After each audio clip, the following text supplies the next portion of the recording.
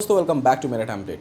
दोस्तों जब भी आपको कोई एप्लीकेशन बनवाना होता है आप सबसे पहले यूट्यूब या गूगल कहीं ना कहीं सर्च ज़रूर करते हो कि एक एंड्रॉयड एप्लीकेशन बनवाने में कितना समय लगता है, कितना खर्चा लगता है।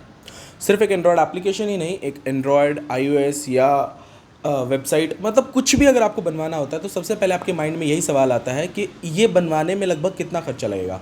हालांकि इसके ऊपर वीडियोस मैंने और भी बहुत सारे पहले भी बनाई हुई हैं और बहुत अच्छा रिस्पांस रहा है उस वीडियोस के ऊपर, लेकिन आज इस वीडियो में मैं आपको टेक्नोलॉजी बेस्ड आराम से और ईजिली मतलब बहुत सारे जो मेथड्स हैं उनको अच्छे से समझाऊंगा आपको। अगर आप लोग एप्लीकेशन बनवाने के बारे में सोच रहे हैं तो मतलब जो आप सर्च करते हैं कि कितना खर्चा लगेगा, कौन सी टेक्नोलॉजी का यूज़ होगा, ये सारे सवाल का जवाब आपको इस वीडियो में पूरा कंप्लीट में देने वाला हूँ। ठीक है, पूरे वीडियो को एंड तक देखिएगा क्योंकि मैं हर पॉइंट, हर जो स्टेप बताऊँगा आपके लिए बहुत ज़्यादा इंपॉर्टेंट हो सकता है।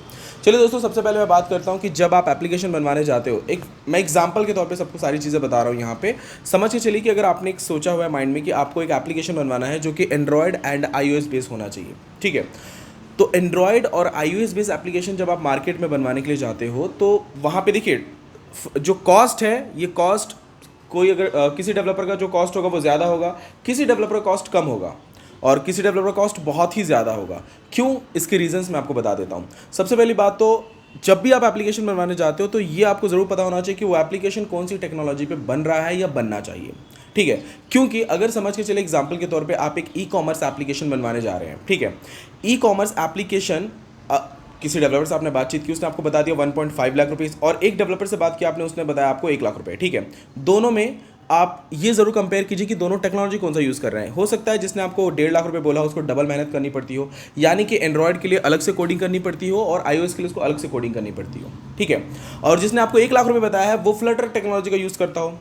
अगर वो कोडिंग का यूज़ कर रहा है तो यानी उसका समय भी कम लगने वाला है, उसके डेवलपर जो हैं वहाँ पे वो भी कम लगने वाले हैं और वो कम रेट में फिजिबल है, मतलब बन सकता है। वो जो आप बनवाना चाहते हैं वो सेम रेट में फ्लटर टेक्नोलॉजी का यूज़ करके वो एप्लीकेशन बन सकता है। लेकिन जिसने आपको ज़्यादा कॉस्ट बताया वो डबल मेहनत कर रहा है, यानी कि वो एंड्रॉयड के लिए अलग से पूरी कोडिंग कर रहा है और iOS के लिए पूरी अलग से कोडिंग कर रहा है। ठीक है, क्योंकि दोस्तों फ्लटर के अभी बहुत ज़्यादा डेवलपर्स नहीं है, फ्लटर अभी नया है मार्केट में, तो अभी इसके डेवलपर्स धीरे धीरे बढ़ रहे हैं, लेकिन बहुत ही नया है, मतलब बहुत नया भी नहीं बोल सकता, लेकिन नया है, ये मार्केट में नया है। इसके डेवलपर्स जल्दी फाइंड मतलब मिलते ही नहीं है जल्दी देखा जाए तो क्योंकि जो होते हैं वो या तो खुद का एप्लीकेशन बना के डाल देंगे वेबसाइट पे या फिर उन्हें कंपनी में मतलब बहुत ही जल्दी आजकल हायर कर ले रहे हैं लोग एक हाई सैलरी पे करके। तो अगर आप लोग सीखना चाहते हो तो फ्लटर सीख लीजिए, ज़्यादा बेस्ट रहेगा। अब बात करते हैं कि कॉस्ट का तो मैंने आपको बता दिया, टेक्नोलॉजी बेस्ड होता है कॉस्ट।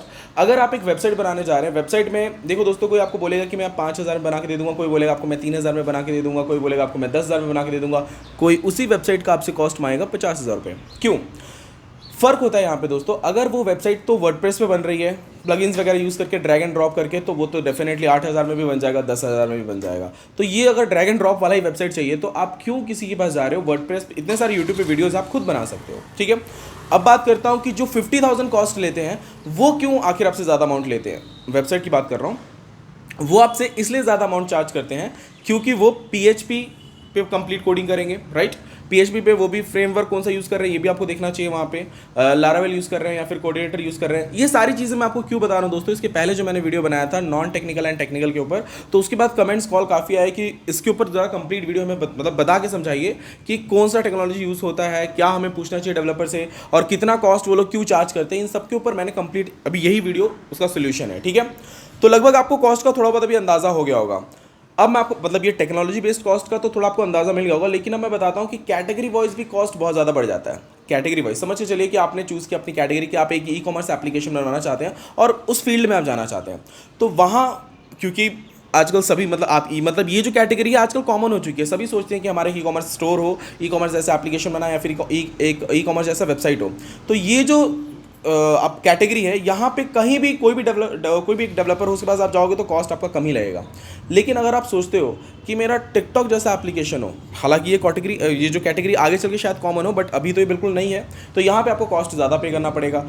अब अगर आपका कुछ नया आइडिया है ना, कॉमन कैटेगरीज जो होती है ना दोस्तों, जो लगभग हर जगह मार्केट में चल रही है, लेकिन आप उसको अपने तरीके से थोड़े नए वेरिएंट में चलाना चाहते हैं, वो ठीक है, वहाँ पे जो कॉस्ट रहता है वो कम हो जाता है। लेकिन अगर आपका आइडिया ही बिल्कुल नया है, मतलब वो आइडिया या फिर वैसा एप्लीकेशन अभी तक किसी ने बनाया ही नहीं है, तो उसमें एक तो ऑफर ज़्यादा लगेगा, डेवलपर ज़्यादा लगेंगे, कॉस्ट भी आपका फिर ज़्यादा लगेगा। इस वजह से भी कॉस्ट बढ़ जाता है। ठीक है, तो एक तो मैंने आपको बताया कि सबसे पहले टेक्नोलॉजी बेस्ड कॉस्ट बढ़ता और कम होता है। दूसरा, कैटेगरी वाइज भी कॉस्ट बढ़ता है और कम होता है। तीसरा जो पॉइंट है ये बहुत इंपॉर्टेंट है, जिसके ऊपर मैंने पहले भी वीडियो बनाया हुआ है, ठीक है, कि जो आपका कॉस्ट होता है, सबसे पहली बात तो आपको ये भी सोचना है कि ये जो आप एप्लीकेशन बनवा रहे हो, जो तीसरा पॉइंट मैं बता रहा हूँ, ये आप बनवा कहाँ रहे हो, इंडिया में, आउट ऑफ इंडिया। हालांकि इंडिया में अगर आप बनवा रहे हो तो लगभग सभी स्टेट में सेम ही कॉस्ट रहता है, बस थोड़ा बहुत ऊपर नीचे होगा, 10,000 20,000 30,000 के आसपास ही रहेगा। लेकिन अगर आप यही एप्लीकेशन आउट ऑफ इंडिया बनवा रहे हो, अगर आपका सोचना ऐसा है कि आउट ऑफ इंडिया मुझे बहुत अच्छा सर्विस मिलेगा, तो वहाँ पर डबल कॉस्ट रहता है सीधा। अगर 1 लाख इंडिया में आपको बताया गया तो वहाँ पर 2 लाख 2.5 लाख या 3 लाख भी बता सकते हैं, क्योंकि उनकी सर्विस और जो उनकी टेक्नोलॉजी वो लोग जो यूज़ करते हैं, वैसे तो वो इन सब चीज़ों में बहुत एक्सपर्ट होते हैं, ठीक है, तो वो थोड़ा चार्ज भी आपसे ज़्यादा लेंगे, टाइम भी हो सकता है आपसे ज़्यादा लें, लेकिन जो टाइम आपसे लेंगे उसमें उससे पहले वो लोग डिलीवर भी कर देंगे, ठीक है। तो आउट ऑफ इंडिया वो ज़्यादा चार्ज होता है। जैसे कि मैंने इस वीडियो में आप सभी को बता दिया कि सारे पॉइंट मैं कवर कर रहा हूँ। तो चौथा पॉइंट बहुत इंपॉर्टेंट है। चौथा पॉइंट ये है कि टेम्पलेट बेस्ड एप्लीकेशन या फिर रिक्वायरमेंट बेस्ड। एक कम ऑन, मैंने क्या बोल दिया आपको भी जस्ट, इसके ऊपर मैंने पहले भी वीडियो बनाया हुआ है टेम्पलेट बेस्ड और रिक्वायरमेंट बेस्ड के ऊपर, लेकिन इस वीडियो में चौथा पॉइंट मैं इसलिए कवर कर रहा हूँ कि टेम्पलेट बेस्ड एप्लीकेशन जो होते हैं, यानी कि अब मैं थोड़ा समझा देता हूँ, क्योंकि किसी वीडियो में मैंने ये नहीं समझाया था कि टेम्पलेट बेस्ड एप्लीकेशन जो रहते हैं उनका यूज़ कैसे कैसे होता है, ठीक है। मेरे और भी वीडियोस बनाए हैं मैंने जो टेम्पलेट बेस्ड और रिक्वायरमेंट बेस्ड के ऊपर मैंने समझाया हुआ है, वो आप चाहो तो वॉच कर सकते हो, लेकिन इस वीडियो में थोड़ा मैं आपको अच्छे से समझा देता हूँ कि अगर तो आपका एप्लीकेशन टेम्पलेट बेस्ड बन रहा है, hey come on, template based application अगर आप बनवा रहे हो तो इसका मतलब ये नहीं कि आपका बिजनेस नहीं चलेगा, फेल हो जाएगा या आपका एप्लीकेशन रन नहीं करेगा, ऐसा बिल्कुल नहीं होता, ठीक है। टेम्पलेट बेस्ड एप्लीकेशन यानी कि वो जो आपका आइडिया है वो मार्केट में बिल्कुल कॉमन है, उसके कोड्स हर जगह मिल जा रहे हैं, अवेलेबल है, उसके कोड्स $30 $40 में मिल जा रहे हैं। तो यानी कि उस कोड को जो डेवलपर आपका बना के देगा, मतलब कोड तो उसको मिल गया, ज़्यादा मेहनत नहीं करनी पड़ रही है, उसको लोगो, एप्लीकेशन का नेम, पैकेज आईडी, ये सारी चीज़ें बस चेंज करनी होगी, उसको बैकएंड यूआरएल कनेक्ट होगा, सर्वर उसको खरीदना पड़ेगा और उसको उससे कनेक्ट करना पड़ेगा, तो इसमें कम कॉस्ट में हो जाता है। अब कॉमन कैटेगरीज बता दे रहा हूँ आपको, ई कॉमर्स हो गया या फिर वीडियो स्टेटस टाइप एप्लीकेशन हो गए, वीडियो एडिटिंग टाइप एप्लीकेशन हो गए, या फिर टूर्नामेंट टाइप एप्लीकेशन होगा, ये सब आजकल कॉमन हो गया है, बहुत ज़्यादा चल रहा है, जिस पर अर्निंग ज़्यादा हो रही है। तो ये टेम्पलेट डेवलपर्स क्या करते हैं, टेम्पलेट बना के डाल देते हैं वेबसाइट पे कि कोड हमारा आप लोग बाय करो। सेम कोड को अगर 10 बार भी यूज़ किया जाए तो भी कोई कॉपीराइट का ऐसा कुछ लाइसेंस, मतलब थोड़ा बहुत उसमें चेंजेस कर दिया जाता है, वैसे डेवलपर्स थोड़ा बहुत चेंजेस करके ही आपको देंगे, तो इसमें ज़्यादा कोई टेंशन नहीं होता है, हो जाता है उसमें भी काम, मतलब 10-15 हज़ार में आपका एप्लीकेशन बन के या 20,000 तक आपका एप्लीकेशन मिलकर आपको मिल जाएगा। ये हो गया टेम्पलेट बेस। टेम्पलेट बेस शायद आपको समझ में आ गया होगा कि कोडिंग पहले से करी कराई रहती है, बस थोड़ा बहुत उसमें चेंजेस होता है, तो ये कम रेट में बन जाता है। अब वही चीज़ रिक्वायरमेंट बेस में जब आ जाती है तो कॉस्ट बढ़ जाता है। अब मैंने जब ये वर्ड यूज़ किया रिक्वायरमेंट बेस, तो रिक्वायरमेंट बेस में पहले के जो 3 पॉइंट्स मैंने बोले ये पूरे के पूरे कवर होते हैं। अब रिक्वायरमेंट बेस में ये देखा जाता है कि आपका एप्लीकेशन किस कैटेगरी में आता है, कौन सी टेक्नोलॉजी यूज़ होगी, आप कहाँ बनवा रहे हैं, और जो मैंने आपको जो पहले इसके पहले 3 पॉइंट आपको मैंने कवर किए, वो सारी चीज़ें रिक्वायरमेंट बेस में आ जाती हैं। तो रिक्वायरमेंट बेस एप्लीकेशन बनवाने के पहले आपको सोच लेना चाहिए कि आपकी कैटेगरी कौन सी, अगर कॉमन कैटेगरी है तो क्यों आप उतना पैसा इन्वेस्ट कर रहे हो। आखिर अगर आपको बनवाना ही कॉमर्स एप्लीकेशन है तो टेम्पलेट बेस भी आप जा सकते हो। हाँ, फंक्शंस कुछ 2-4 आप नए डलवा लीजिए, वो हो जाएगा, मतलब उसमें आपका पैसा भी बच जाएगा और एक अच्छा आपको एप्लीकेशन भी मिल जाएगा, जिससे क्योंकि दोस्तों क्या होता है, एप्लीकेशन बनवाना जो है ना, ये 25% काम होता है। इसके बाद प्रमोशन, यूजर्स को एक्टिव रखना, यूजर्स को ऑफर देना, ये बहुत बड़ा प्रोसेस है। ऐसा नहीं कि आपने एप्लीकेशन बनवा लिया इनफ, आप लोग पूरा पैसा एप्लीकेशन बनवाने में इन्वेस्ट कर देते हो, प्रमोशन के लिए कुछ रखते नहीं हो, फेल हो जाते हो, बाद में दोबारा आपका मन नहीं करता एप्लीकेशन बनवाने का, जो कि सबसे बड़ी गलती होती है आपकी। ऐसा बिल्कुल नहीं करना है आपको। जब भी आपको एप्लीकेशन बनवाना है, कुछ अमाउंट लगभग 25 या 30% इन्वेस्ट करना है एप्लीकेशन में, एंड बाकी का 70% आप बचा कर रखिए। प्रमोशंस वगैरह इन सब चीज़ों में बहुत पैसा लगता है दोस्तों, और उस चीज़ को आपको बचाना ही चाहिए बिल्कुल, वरना अगर आप प्रमोशन ही नहीं करोगे तो कैसे पता चलेगा कि मार्केट में ये चीज़ नया आया है। अगर मार्केट में कोई भी चीज़, एक नया साबुन भी आ गया, तो जब तक हम उसका ऐड टीवी में नहीं देखते तब तक हमें ट्रस्ट ही नहीं होता है, तब तक हमें पता ही नहीं चलता कि वो साबुन भी मार्केट में बिक रहा है। तो आपका एप्लीकेशन क्या जादू का वो थोड़ी कि सबको पता चल जाएगा, ऑटोमेटिक सबके दिमाग में आ जाएगा। तो इस चीज़ के लिए कभी भी जब भी आप कोई भी एप्लीकेशन बनवाते हैं तो कुछ अमाउंट बचा के रखिए आप लोग आगे प्रमोशन के लिए, ठीक है।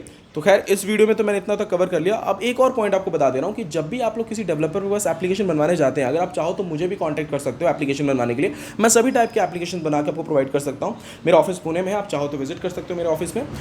लेकिन जब भी आप किसी यूट्यूबर से मैं ये क्यों बोल रहा हूँ, बहुत इंपॉर्टेंट है, मेरे काफ़ी क्लाइंट्स ने मुझे कंप्लेन भी किया हुआ है कि कुछ यूट्यूबर्स पैसा लेने के बाद बना के नहीं देना। देखो दोस्तों क्या है कि सर्विस ना मिलना और बना के देने में फ़र्क होता है, ठीक है। अगर आपने मुझसे कभी एप्लीकेशन बनवाया हुआ है और आपको कभी सर्विस नहीं मिली, ठीक है, तो आप गुस्सा हो, नाराज़ हो मुझसे, ये बात अलग है। लेकिन आपने किसी से एप्लीकेशन बनवाने के लिए पैसा दिया और उसने कुछ नहीं दिया, अगले दिन फ़ोन बंद कर दिया, दैट इज़ कॉल्ड फ्रॉड, ठीक है। ये होता है टाइप ऑफ फ्रॉड। तो ऐसा कभी भी आपको नहीं करना है। जब भी आप एप्लीकेशन बनाने के लिए सोच रहे हैं, सबसे पहले आप उस यूट्यूबर या उस कंपनी की कंपनी प्रोफाइल देखिए कि आखिर इन्होंने इसके पहले कौन सा एप्लीकेशन बनवाया है, ये जरूर देखिए, या फिर आप उनसे बातचीत कर सकते हैं। डेमोज जब वो आपको देंगे उससे ही पता चल जाएगा, ठीक है। तो उनका कंपनी प्रोफाइल देख लीजिए, उनकी वेबसाइट देख लीजिए, उससे आपको पता चल जाएगा, ठीक है। आप मुझसे डायरेक्टली कॉन्टैक्ट कर सकते हैं। मैं मेरे जो भी क्लाइंट्स रहते हैं सबसे पहले मैं उनको डेमोज वगैरह ये सारी चीज़ें दिखाता हूँ और बताता हूँ, उसके बाद ही मैं कोई भी डील लेता हूँ। आपको भी ये समझना चाहिए, आप भी जितने भी यूट्यूबर्स हैं इस टाइम मार्केट में, सबसे अगर कॉन्टैक्ट करते हो तो सबसे पहले आप उनके बारे में समझिए, जानिए, मतलब उनका कंपनी प्रोफाइल जो होता है वो देख लीजिए, उनके जो भी एप्लीकेशंस पहले बने हुए हैं वो देख लीजिए। इससे आपको अंदाजा मिल जाएगा कि ये आपको आगे कैसे सर्विस देने वाले हैं, ये आपको आगे आखिर क्या दे सकते हैं, जो आप सोच रहे हैं वो बना के आपको दे सकते हैं या नहीं दे सकते हैं। आई होप फिर मतलब ये जो सारी चीज़ें क्लियर हो जाएंगी उसके बाद आप पैसा इन्वेस्ट कीजिए। मैं कभी भी किसी को ये नहीं बोलता कि आप ऑन द स्पॉट पैसा इन्वेस्ट कर दो, एप्लीकेशन बनवा लो बनवा लो बनवा लो। मैं मेरे वीडियोस में मेरे एप्लीकेशंस को प्रमोट जरूर करता हूँ, पर ये मैंने आज तक कभी नहीं बोला कि आप मुझसे ही बनवा लो। मैं एक ऑप्शन दे देता हूँ, आप चाहो तो मुझसे बनवा सकते हो, यू हैव ऑप्शन। मार्केट में और भी बहुत सारे डेवलपर, आप सभी के पास जाकर एक बार चेक कीजिए, जो आपको सही लगता है आप उससे ही बनवाइए। मैंने आज तक कभी ऐसा किसी को फोर्स नहीं किया कि आप सिर्फ मेरे पास ही आके बनवाओ। तो एक्चुअली ये मेरे बताने का मतलब किसी के माइंड में ऐसा कुछ गलतफहमी क्रिएट ना हो जाए, मतलब इसलिए मैंने ये बता दिया। मतलब अगर आपको ये वीडियो बहुत पसंद आया हो, अगर आपको ये नॉलेज मेरी वैल्यूएबल लगी हो, तो आप इस वीडियो को लाइक जरूर कीजिएगा। अगर आप मेरे चैनल पर नए हैं तो सब्सक्राइब कर लीजिए, कमेंट करके बताइए कि और आप क्या जानना चाहते हैं एप्लीकेशन से रिलेटेड। थैंक यू दोस्तों, मिलते हैं नेक्स्ट वीडियो में।